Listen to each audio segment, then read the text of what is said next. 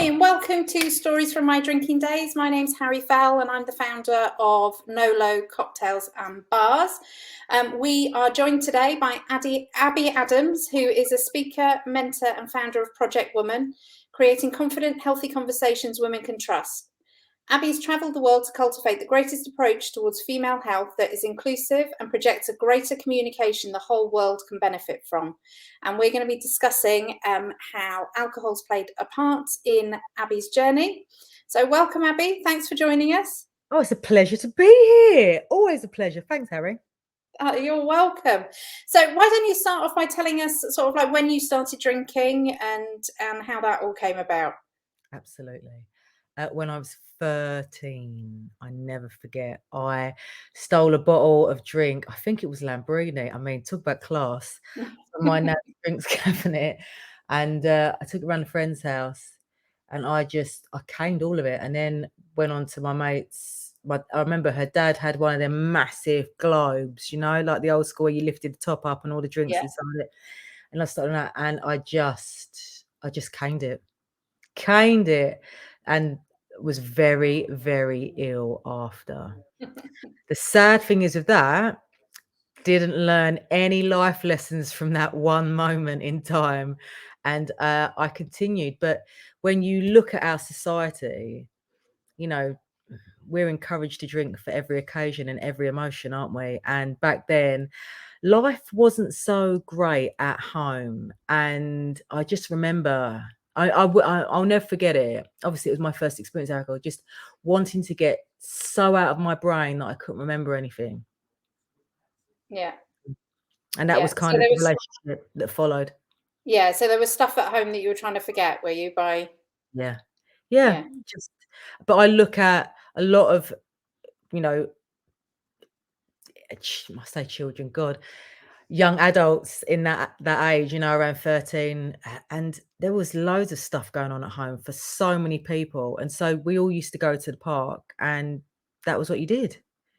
That is what you did. There was nowhere for us to really go, was there? You get to that weird age where you're too cool for school, but you're too young to go to pubs and bars. But I mean, eventually you did, didn't you? Because you just used to put your makeup on. Not easy for girls, I know. And then you'd go to the pub from 15 onwards. But yeah, I look back now and I think, God, crazy. And I've got 2 children of my own and I want them to understand that there's so much more out there. There's so much more fun that you can have that doesn't involve you abusing your body, annihilating your liver and possibly damaging your brain. I mean, if maybe I'd have been told that from young age, I wouldn't be doing what I was doing for most of it. So So did that pattern then continue through your young adult life?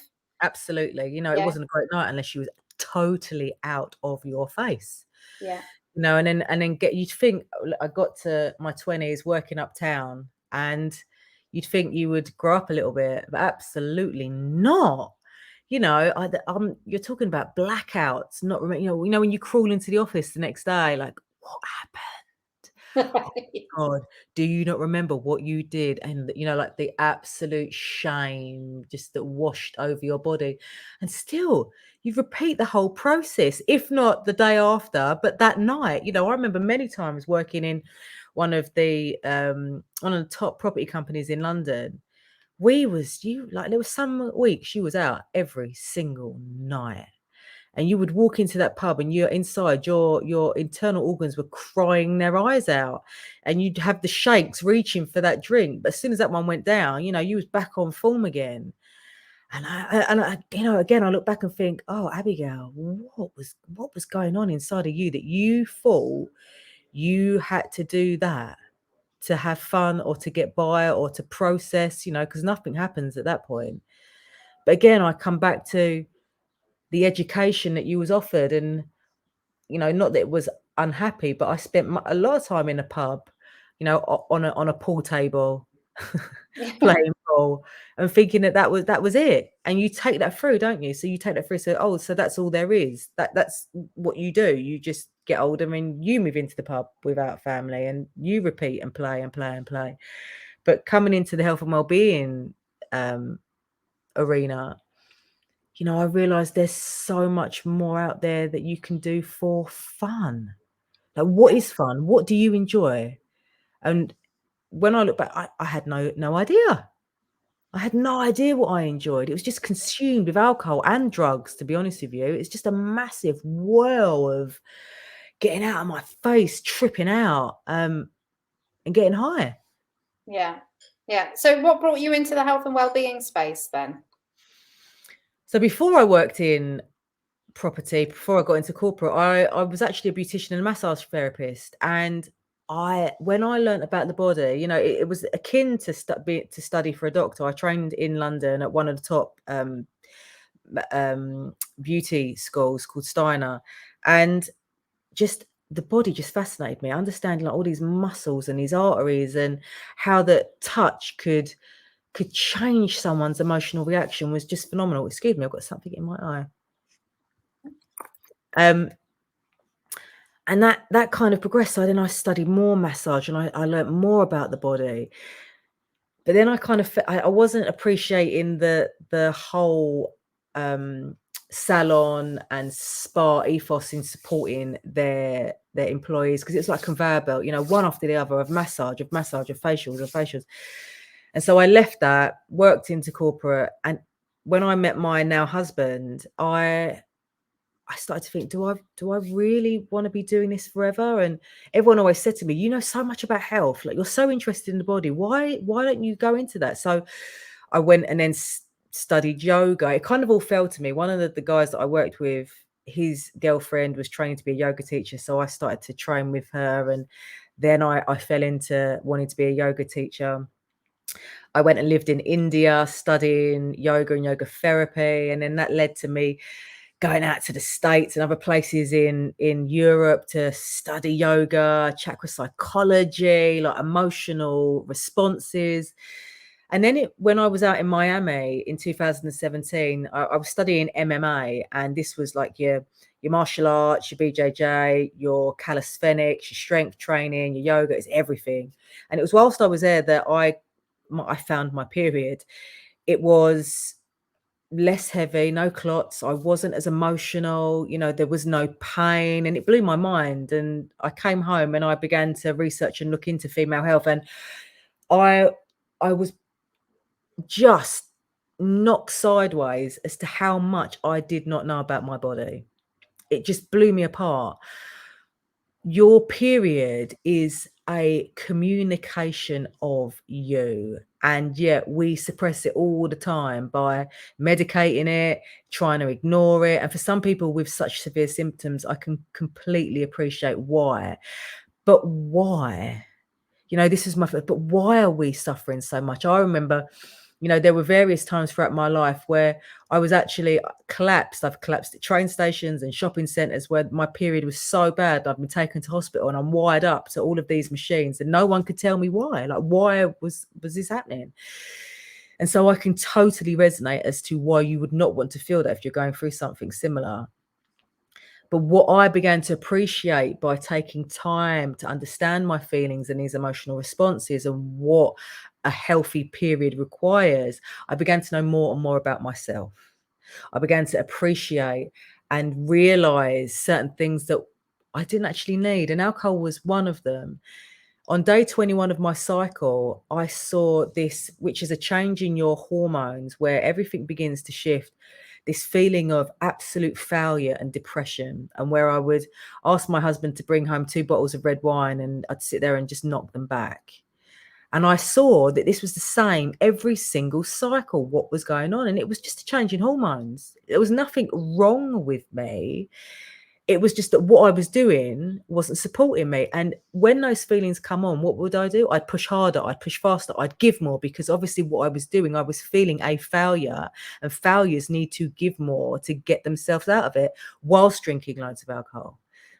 And I began to realize, actually, no. So by putting the brakes on, by bringing in things to support me, that started to reduce. And then I started to look at the impact of alcohol, and the impact, especially when you get into menopause, how it can impact your muscles, your bone density, your brain, your mental health. I'm thinking, okay, so do I really want that to be happening? Do I really want to be doing it? And it was at Christmas this year that I was sitting at the table drinking a glass of champagne, and I don't even bloody want this. But yet the action, it was a phenomenal thing to watch. The action was so strong. You can see how habits are very hard to break when we get to this age. But I decided that I wanted to give up alcohol. And it was on Boxing Day. I said to my husband, I really want to stop drinking this year. And he's like, oh, do it, go for it. And I said to myself that this is the year that it starts. But if I have a drink, I'm not going to be hard on myself, because shame gets you nowhere. And that what I have to remember is that, yes, I can have a choice now, and I choose to go forwards and not drink. And that becomes the habit.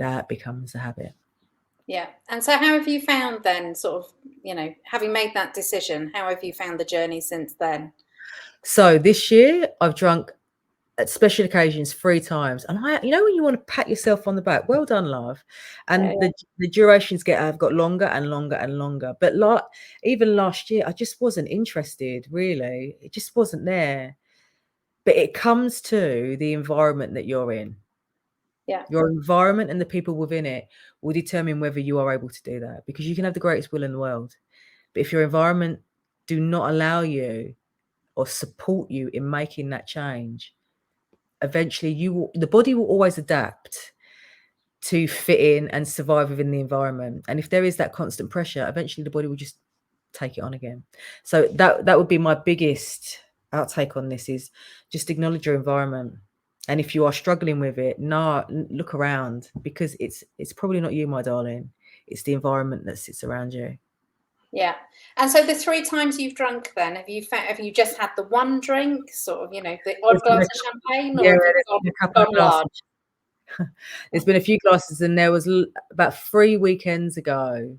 I had a few glasses, and then you wake up the next day and you think, do you know what? Was it worth it, really? No. Yeah.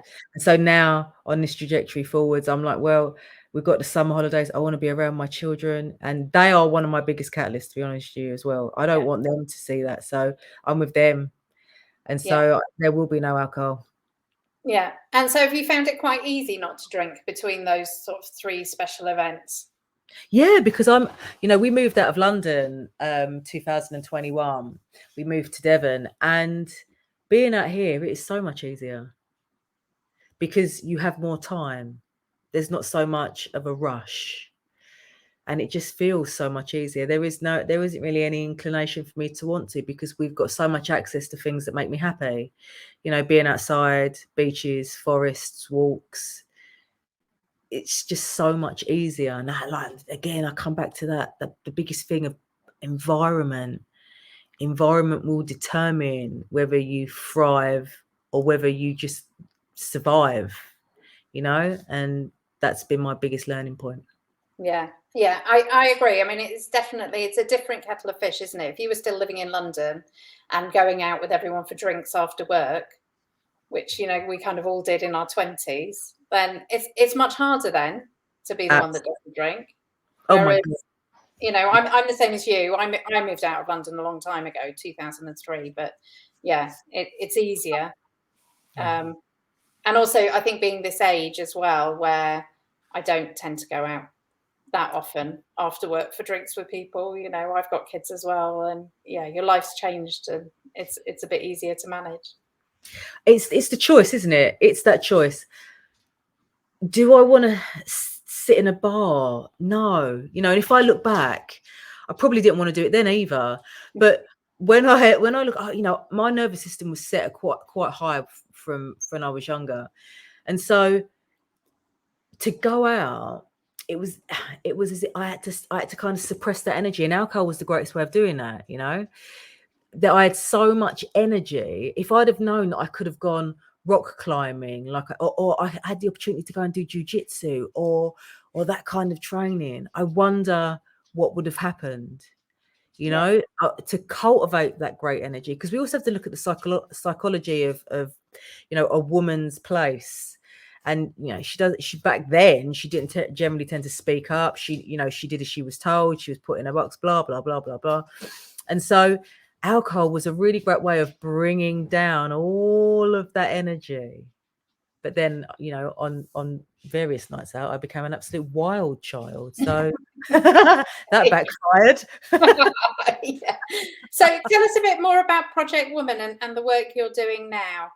Oh, thank you, my darling. So Project Woman is an online space that encourages women to communicate confidently as women and ask questions and reach out and share how they're feeling in a space that is welcome.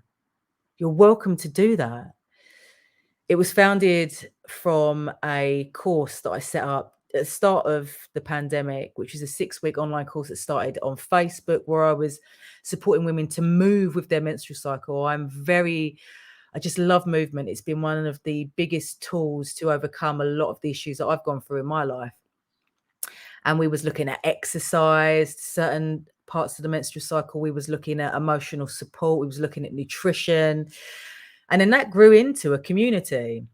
And so this year I took on a wonderful community manager, and we have just opened up this space where we have these awesome spaces such as the Scream Room, where you can just let rip and say that you have buried your partner underneath the patio, and someone comes on and says, I did that last week. There's no judgment or shame.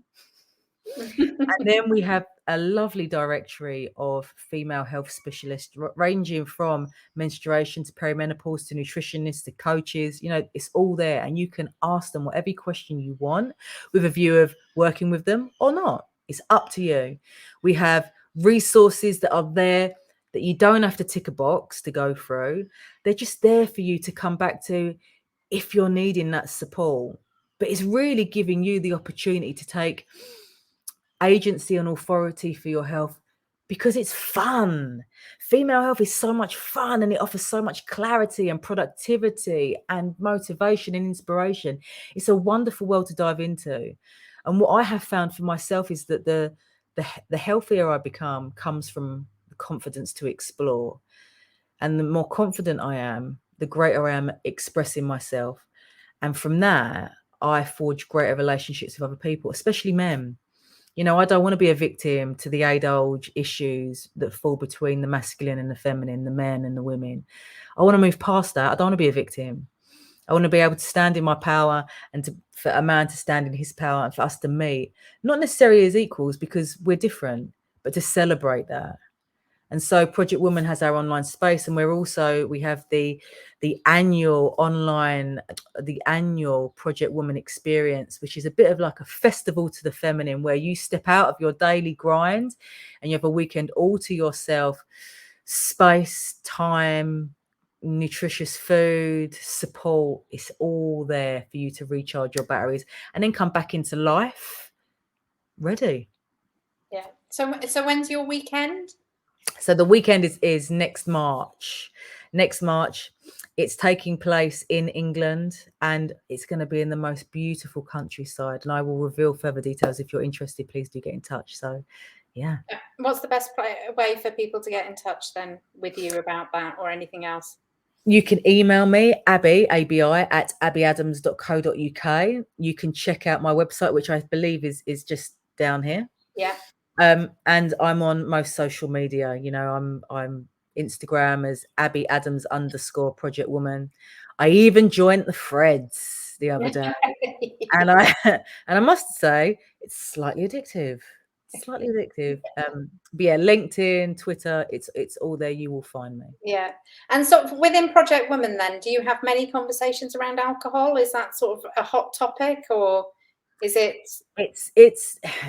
It comes up, but it's not that I tread carefully. If someone wants to discuss it with me, they can, because again, this is not about shaming. Our space isn't about shaming. Yeah. We offer facts, we offer support. So it comes up within some of the resources that we offer, but it really is your own exploration, because this has to come at the right time. Otherwise you're fighting it, and like I said, it's all about having a trusted environment where you can explore that and step into that. Yeah. Yeah. And I agree, you know, alcohol, having those conversations, it can be quite tricky. And I think it needs to be dealt with very sensitively. And I think it should be that everyone feels that they've got a choice. So, Yes. you know, we can't prescribe to people what's right or what's wrong, because actually what's right for me isn't necessarily what's right for you. And, you know, we're all adults and we should all be able to make our own decisions about how we want our lives to be, and what role alcohol plays in that. Yeah, So, absolutely. I agree, Harry. yeah, that's brilliant. Well, thank you very much for joining us. Thank you. It's been a pleasure to speak to you. For anybody that's watching this, you can find out more about NoLo Cocktails on our website or on our social media. Just look for us for NoLo Cocktails and Bars. If you're looking for some non-alcoholic options, then give us a shout. But thank you very much for joining us. Thank you. Bye.